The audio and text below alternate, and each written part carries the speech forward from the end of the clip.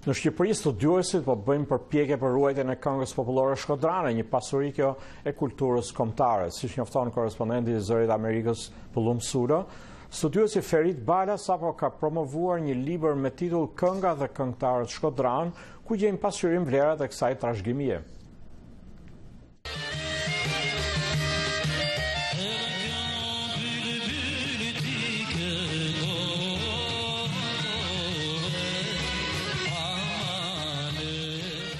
Kënga qytetare shkodrane vazhdon të jetë pjesë aktive në të gjithë ngjarjet kulturore dhe familjare, jo vetëm në qytetin e Shkodrës, por edhe në të gjithë trevat shqipfolse. Profesor Ferit Bala po punon prej vitesh për studimin dhe mbledhjen e kësaj pasurie të vyer të kulturës kombëtare, një pjesë të cilës e ka pasqyruar në librin e tij të fundit, Kënga dhe këngëtarët shkodran, libër që sapo u promovua në mjediset e Universitetit të Shkodrës. Libri është një monografi enciklopedike ku unë mundohem me përfaqësu të gjitha zhanret, pra këngëtarin popullor, këngëtarin lirik, këngëtarin e muzikës lehtë, por kam shikuar edhe për kompozitorët, njerëzit e shumt që e kanë marrë këtë këngë gjallë dhe e kanë zhvilluar. Ka pak këngëtarë që mund të kënojnë jarin shkodrane, që mund të kënojnë këngë të tilla që kanë edhe baladin më rënd. Ka shembuj të tanë që unë nuk mundem në këtë moment me të dhanë, por ne kena pasionit pafund. Pra ne na qitë kënga qytetare shkodrane, a qitë pasoni kombëtare. Profesor Zhani Ciku, duke vlerësuar veprimtarinë hulumtuese të studiuesit Bala, thotë se është e rëndësishme që të evidentohet dhe ruhet kjo pjesë e rëndësishme e trashëgimisë kulturore kombëtare. Është një dokument i pazëvendësueshëm i historisë, i zhvillimeve të shpirtit shqiptar, i realizimit, i frymëzimit, pra dhe i talentit të shqiptarëve të kësaj treve shumë të rëndësishme kulturore siç është Shkodra.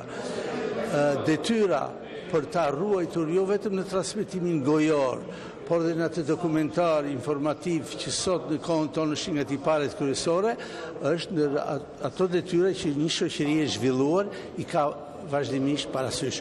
Dhe është një gëzim i madh që në Shkodër nuk mungojnë asnjëherë iniciativat për rinovimin e saj, jo vetëm për ta pasur të gjallë në mjediset ku ajo gjallon, por edhe për ta ngritur atë në nivelin e studimor, në nivelin dokumentar, në nivelin e asaj që quhet trashëgimia e vërtet e popullit.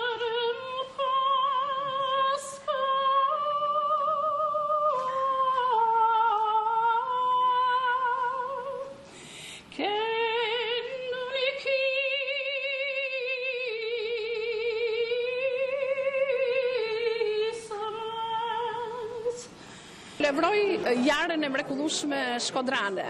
Këtë zhanër kaq specifik, kaq të veçantë të qytetit tonë, e krijuar që në vitin 1876 nga kompozitori Palo Kurti, është një vlerë, them të drejtën, se unë këtë e ballafaqoj jashtëzakonisht me publikun tonë shqiptar, gjithashtu në aktivitetet jashtë botës, në Amerikën e Largët, në të gjithë kontinentet.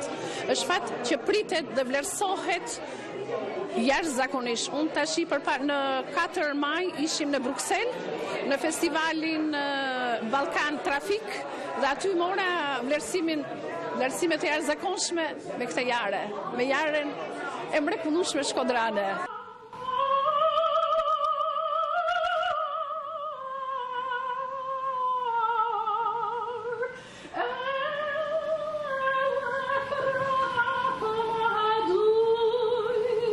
I pranishëm në promovimin e librit Kënga dhe këngëtarët shkodran, këngëtari i njohur i jarës shkodrane Big Ndoja thotë se edhe këngëtarët e ri duhet të ruajnë motivet tradicionale të këngës qytetare shkodrane, që ajo të përcjellet brezave të arshëm si një vlerë trashëgimisë kombëtare. Tonë Shkodër kaq dalin disa këngë të bukura ku e kanë kujdes motivin tonë, se mendojnë se është shkodran e të mos ikun nga motivi jonë. Sot kanë mundësi se kanë bërë dhe shkollë, edhe mund të realizojnë deri aty sa bëjnë këngë edhe më të bukura se asnjëherë.